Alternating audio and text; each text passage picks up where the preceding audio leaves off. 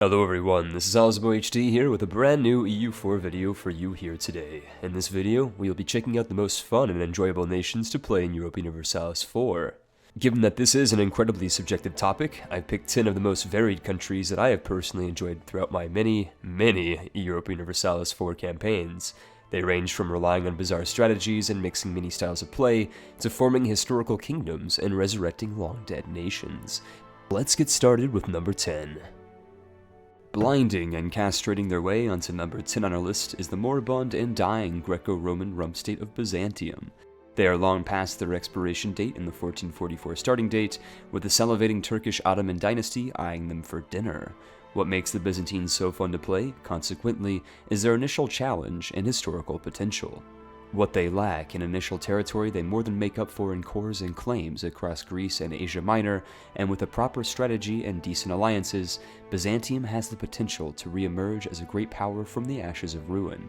Byzantium is incredibly rewarding to play as, with their unique events and newly updated mission tree providing them scalable goals that relate to re-establishing Eastern Roman hegemony over Anatolia and the Eastern Mediterranean. With powerful ideas that include increasing national manpower, missionary strength, and a whopping 5% army discipline, Byzantium is positioned well to reconquer Asia Minor in the name of Rome and Orthodox Christendom. Players interested in playing Byzantium can obtain two key achievements. The first, Basilius, requires you to reconquer all of the Eastern Roman territory, and the second, Mare Nostrum, requires you to reform the Roman Empire and control and core the historical extent of the Roman Empire's borders. Surviving as Byzantium is a challenge in and of itself, but with proper strategies and careful planning, a Byzantine campaign is incredibly fun and rewarding, and the Ottomans will not let you off the hook easily. Dzień dobry! The Winged Hussars have arrived and elected Poland to number 9 on our list of most fun nations to play in Europa Universalis 4. Boasting incredibly early and mid-game power potential, Poland can obtain a free personal union over the massive Lithuania at game start, and can additionally obtain PUs over Bohemia through early game marriage, and Hungary through their recently expanded mission tree. A fun strategy to utilize as Poland is to destroy the Holy Roman Empire as fast as possible via allying electors and occupying the Emperor's capital. You can actually do this within the first 5 to 10 years of gameplay if you move quick enough. This allows you to expand into Central Europe effortlessly, without the aggressive expansion that normally accompanies German and Imperial conquest. Alternatively, Poland can even join the HRE by conquering Teutonic territory, stating their provinces, culture switching to Prussian, and releasing and vassal feeding excess territory while befriending Austria and asking to join the Empire. It is possible to join the Empire this way if Poland's development is sufficiently low, and the development ceiling is increased even further if you culture switch to Prussian or any other Germanic culture group. On top of these opening strategies, Poland can form both the Commonwealth and even Prussia if they culture switch, making them an incredibly versatile and powerful campaign pick for players interested in campaigning in Central and Eastern Europe. Poland also boasts powerful national ideas, including boosting national manpower by 25%, tremendously boosting cavalry combat ability, and even increasing army morale and discipline. Achievement-minded players will also have 2 to hunt for with a Polish campaign. These include Poland Cannon to Space, which requires you to unlock all 32 technology levels, and One King to Rule, which requires you to abolish the Sejm Parliament and establish absolute monarchy in the Polish-Lithuanian Commonwealth. Next up on our list of most enjoyable nations is the endangered Emirate of Granada at number 8. At the 1444 starting date, Granada is on the brink of war, with the zealous and inbred Kingdom of Castile owning cores in all of their territories and only a truce to protect them from outright annexation. With the Reconquista in full swing, a successful Granada run will require the player to think on their feet, necessitating striking at opportune times, negotiating alliances, and potentially even leaving Iberia behind to colonize and escape to the New World. If you enjoy a moderate yet reasonably feasible challenge, Granada is the perfect fit for you. If you are able to reverse the Reconquista and reconquer the majority of Iberia, you can even form the nation of Al-Andalus, which provides claims across all of the Iberian Peninsula and allows you to obtain the Reconquista achievement. Granada's national ideas are also geared well towards conquest, with amazing negative 15% core creation costs, +3 tolerance of heathens, and increased manpower to facilitate conquering and ruling Christian Iberia. With the imminent release of the Golden Century expansion, Granada players will be happy to hear that they will receive the extra province of Malaga and thus more development to give them an extra edge. Embrace your inner Moor and mourn more Moriscos. Moor lives matter and the Papist Kafir have no place in your peninsula.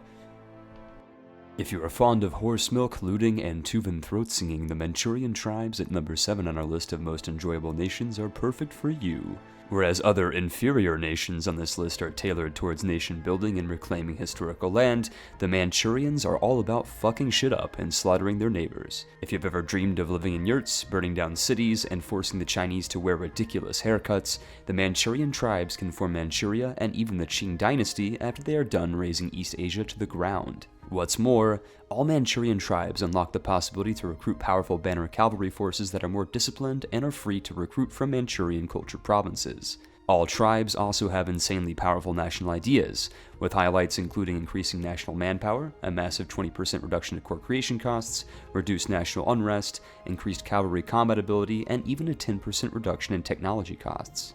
If you desire to recreate history and obtain 2 achievements, you can unlock the Manchurian Candidate and Qing of China achievement by coring Beijing, seizing the Mandate of Heaven, and forming the Qing dynasty. This strategy is greatly facilitated by triggering the Unguarded Nomadic Frontier event for Ming. Once you obtain 200 development, border China, and break tributary status, you can trigger this disaster as any nomadic tribe and force China to their knees, as their mandate will collapse and their armies will become heavily demoralized and ripe for gardening. If you want even more achievements, you can unlock the These Banners Need a Saga achievement by raising 100 Manchu banners at the same time, and even the Blood for the Sky God achievement by colonizing Mexico and selecting Nahuatl as your syncretic faith. No matter how you decide to play the Manchurian tribes, they are incredibly rewarding and enjoyable to play. Rising from obscurity and revolting from Timurid tyranny is the glorious nation of Persia at number 6 on our list. If you enjoy shisha, rugs, and role-playing as evil wizards, Persia is an incredibly rewarding nation to play as, given that there are a large variety of enjoyable ways to play them. Forming Persia is possible as either the Timurids after a cultural shift, the Persian cultured Timurid vassals after obtaining independence, or even the independent and tiny duchies of Baluchistan or Armadil if you'd like a challenge. Persia can be played with a variety of interesting religions, including both Shia and Sunni Islam, and even the indigenous Zoroastrian faith. Although you miss out on some events if you switch over to Zoroastrianism, it is quite fun to bring back the nearly extinct faith if you are able to spawn religious zealots from the province of Yazd. Persia excels in military and economic power, with strong national ideas that include increasing army morale, national manpower, and a crucial plus 5% to army discipline. If you would like an additional challenge, Persian players can also achieve the This is Persia achievement by conquering Egypt, Anatolia, and Greece, and if you form Persia via the tiny nation of Armadil, you can obtain the Shahanshah achievement as well. Regardless of how you play them, Persia is a fun empire to play, with numerous expansion paths for growth through either India, the Middle East, Africa, or North Asia. If you enjoy playing unique and bizarre nations, the Hindu-Filipino Republic of Madhya's at number 5 on our list is perfect for you. One of the only Asian republics at the start of the game, Madhya's is able to cycle through Hindu deities upon the election of each new leader every 4 years, allowing you a tremendous amount of flexibility throughout your campaign. Outside of this peculiarity, Madhya's is incredibly enjoyable to play as, due to their strength as a dominant naval power. After uniting the Philippine archipelago in the first few years of the game, a Madhya's player can build up their navy and pirate trade from China to make insane amounts of money.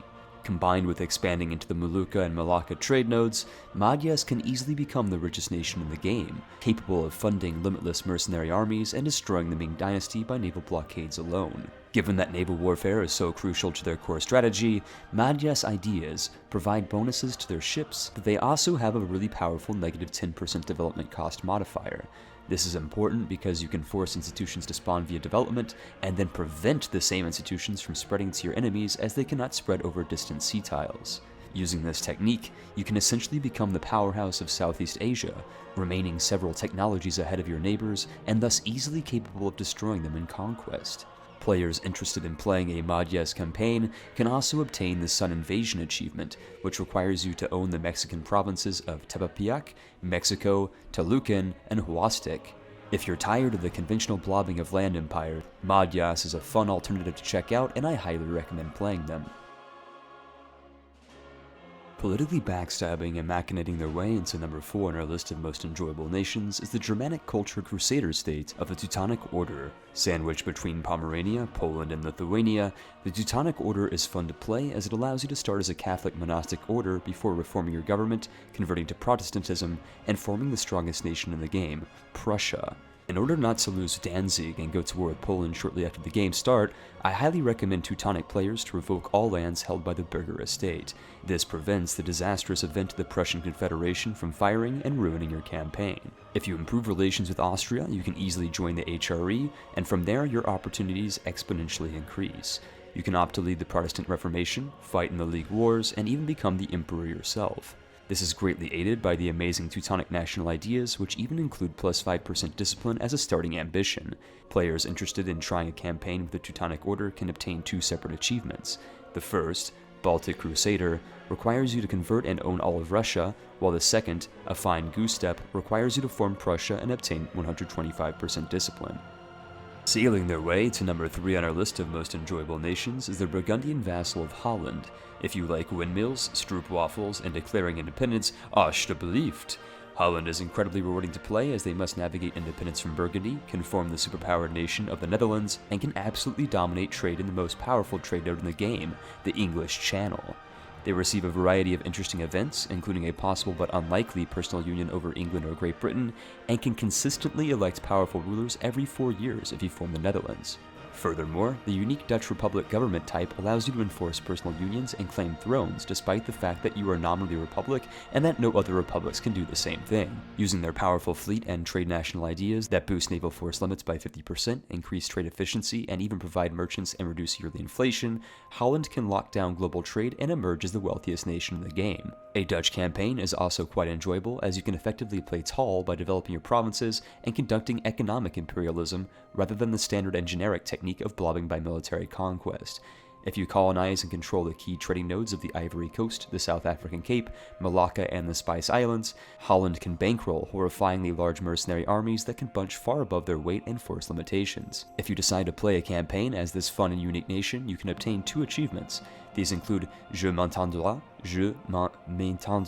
putain, which requires you to form the Netherlands as a Dutch minor nation, and Sinaasappel, which requires you to colonize a Chinese trade province while the Oranges are in power with your unique Dutch Republic government form.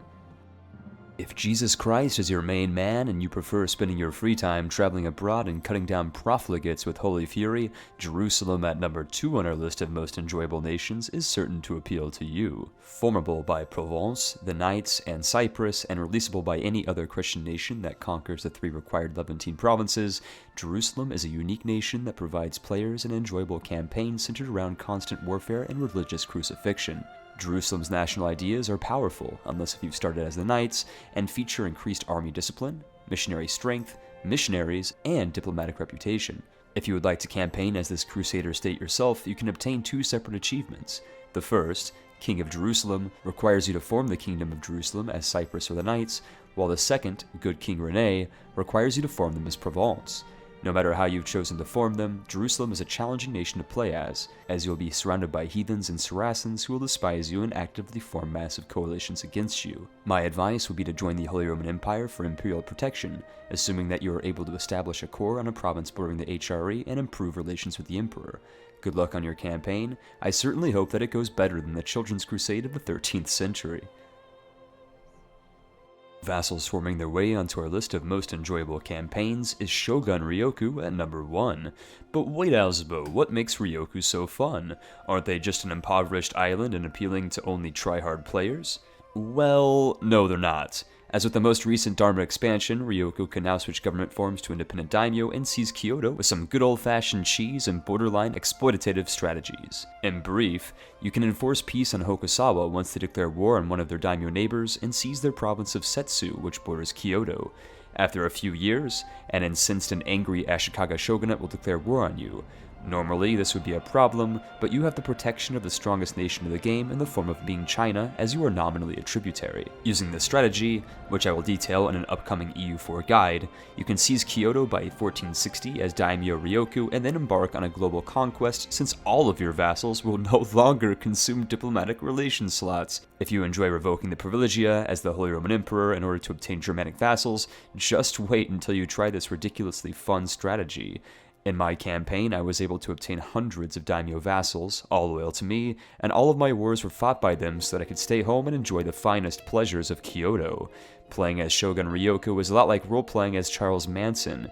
You simply point in a direction and all of your followers will do the dirty work while you maintain plausible deniability. Seriously though, with this strategy, even the 3 Mountains achievement, which requires you to conquer the world as Ryoku, is laughably easy and obtainable by just about anyone. I will be releasing a more in-depth guide on how to conquer the world easily as Ryoku, so stay tuned for that later next week. That concludes my top picks for most enjoyable countries. What fun and interesting campaigns have you played through? Have you played as any of these nations? Do you agree with my list? Let me know in the comment box below. If you enjoyed the video, I would appreciate a like or a comment, as these will really help the channel grow. As always, thank you so much for watching, and I will see you on the next video.